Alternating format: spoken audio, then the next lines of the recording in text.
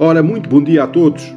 Hoje, segunda-feira, dia 16 de agosto do ano da graça 2021, vamos continuar com as leituras do livro de Cândido de Figueiredo, Os Meus Serões. Como temos referido, trata-se de uma obra póstuma, de uma autobiografia que foi publicada pela Livraria Clássica Editora em 1928.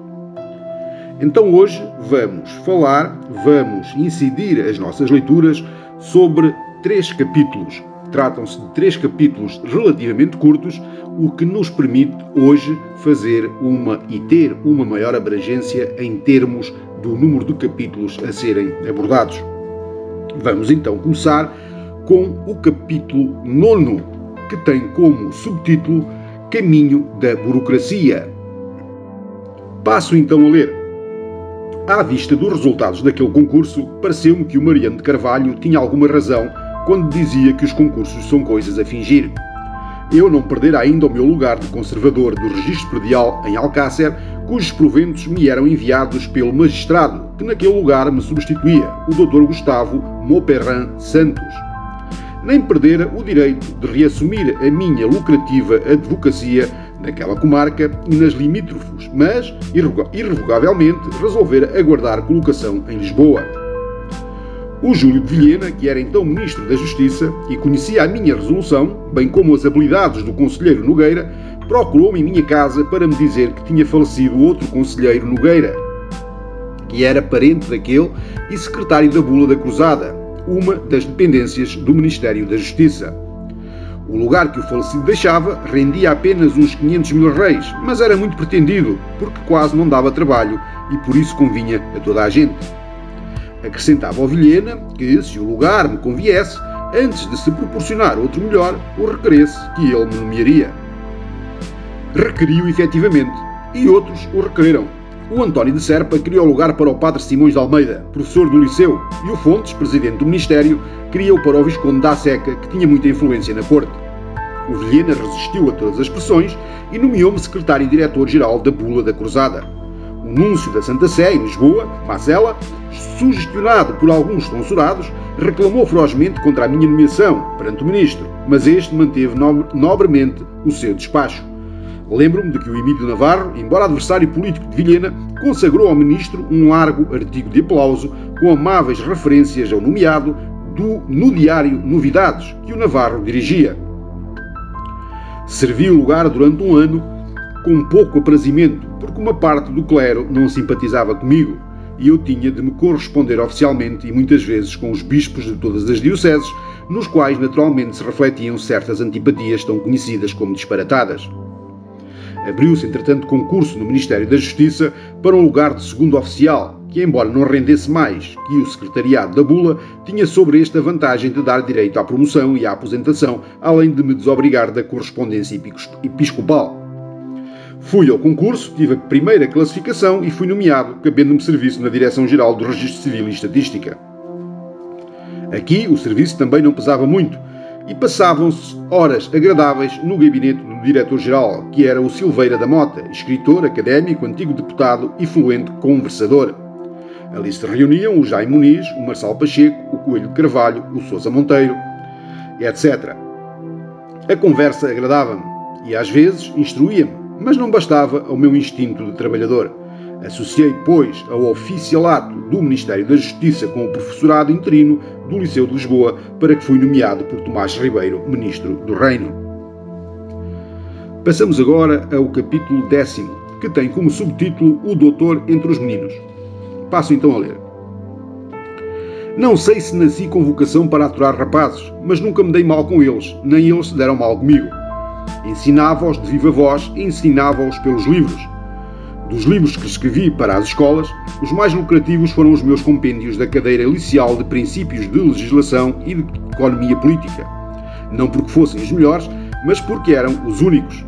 Criada aquela cadeira pela Reforma de 1880, aventurei-me a organizar os respectivos compêndios, 4 pequenos volumes que foram aprovados para uso dos liceus e que eram Rudimentos de Direito Civil, Rudimentos de Direito Público, Rudimentos de Direito Administrativo e Rudimentos de Economia Política. Tal cadeira fora bem recebida e representava, bom serviço à instrução nacional, visto que quem passasse pelos liceus e frequentasse aquela cadeira, alguma coisa ficava sabendo do nosso direito e dever civil e político, ao contrário de muita gente bem categorizada que não faz ideia de um contrato, de um testamento, do sistema eleitoral, da organização administrativa e de mil coisas que interessavam vivamente a qualquer sociedade bem constituída. Mas, talvez, porque tal cadeira era evidentemente utilíssima, o ministro que a criou em 1880, José Luciano de Castro, foi o mesmo que a extinguiu em 1886. E lá se me foram uns centos de mil réis anuais que os mencionados compêndios me metiam na algibeira. Mas não descoroçoei e muitos outros livros escrevi para as escolas. Uma História Universal, uma História de Portugal, um Manual de Geografia Moderna, um Manual dos Direitos e Deveres, Prolegómenos da História de Portugal, Cosmografia, Geografia Antiga, Episódios e Figuras Célebres da História de Portugal, Rudimentos de Literatura, Antigos Povos do Oriente, Dicionário de Latitudes e Longitudes, etc. Como se acreditava que eu não era mau professor do liceu, os estabelecimentos de ensino livre convidaram-me para a regência de várias cadeiras, especialmente legislação, português, latim, geografia e história. E assim foi que as regi nos principais estabelecimentos de ensino livre na capital, a Escola Académica da Calçada do Duque, o Colégio Luso-Brasileiro, a Santa Isabel, o Colégio Arriaga à Junqueira, etc. Pelo professorado livre da capital, fui eleito vogal efetivo do Conselho Superior de Instrução, onde consegui que me aprovassem um programa para o ensino da história portuguesa, programa inteiramente diverso dos que vigoravam até então. Pertenci também ao Congresso do Professorado, que se realizou em Lisboa e foi presidido pelo Bernardino Machado.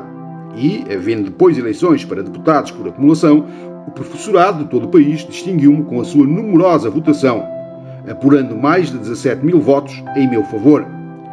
Como, porém, o apuramento definitivo se fazia no Ministério do Reino e o Governo também tinha candidatos à acumulação, reduziu o número dos meus votos e aumentou desmedidamente, por fantasia, a votação dos seus candidatos, de maneira que o professorado não conseguiu ter em cortes uma representação da sua classe, embora a sua votação fosse bastante para eleger 2 ou 3. Em 1886, pedi e obtive a exoneração de professor do liceu, mas em 1895 fez-se nova reforma dos liceus que não foi bem recebida pelos velhos professores, inseparáveis de velhos e condenados processos. Nessas circunstâncias, o diretor-geral da Instrução Pública, José de Azevedo Castelo Branco, convidou-me para professor do liceu a fim de eu contribuir para a plena e honesta execução da nova reforma. Aceitei o convite e fui novamente professor até 1908, em que, sobrecarregado com serviços do Ministério da Justiça, trabalhos lexicográficos e outros, fui exonerado a meu pedido das funções professorais, além de que, à parte dos filhos dos outros, eu tinha a meu cuidado os meus próprios filhos, que iam crescendo em número e idade e me sugeriam especiais e contínuos cuidados. Passemos agora ao capítulo 11, que tem como subtítulo Orfandade e Viuvez. De entre os meus filhos, aquelas duas crianças que eu sentia a meu lado, nos dias negros da minha cegueira, Rosalinda e Corina, pouco tempo lograram carinhos maternos. Em 14 de novembro de 1882, a morte entrou na minha morada da calçada do Duque, número 13, e levou-lhes a mãe. Mariana Angélica de Andrade deixava o mundo sem ver realizados os votos que fizera nos versos dedicados às filhas e insertos no seu último livro de versos, Revérbros do Poente, gentilmente prefaciado pelo poeta dos cantos matutinos Francisco Gomes de Amorim. Amparai a vossa infância e da vossa primavera, bem quisera, bem quisera, ver as flores que ela dá. Não verei, bem o presinto, mas, se acaso o céu existe, minha alma saudosa e triste, do céu vos abençoará. Quando a morte aferiu, andava ela revendo as provas tipográficas do referido livro e não chegou a vê-lo publicado. Viu publicado outro seu livro, Murmúrios do Sado, que eu prefaciara, como viu publicada a sua comédia Esporas, do Alferes, e outros trabalhos, em prosa e verso. Mas não pôde ser publicado o seu livro mais dileto, em que vazara a melhor parte da sua alma e dos seus afetos. Lastimaram-lhe comovidamente a morte laureados cruzadores e poetas, Camilo Castelo Branco, Conde de Monsaraz, Dr. Simões Dias, Dr. Dom António da Costa, Sousa Viterbo, Alberto Pimentel, Gomes de Amorim, Luciano Cordeiro, João Penha, Castilho, Júlio César Machado, etc. Camilo concluía assim a expressão do seu sentimento. Raras são as vidas que assim se fecham, fazendo a sobrevivência em um livro, onde suas filhas cuidarão que ouvem a voz da mãe querida e para sempre chorada.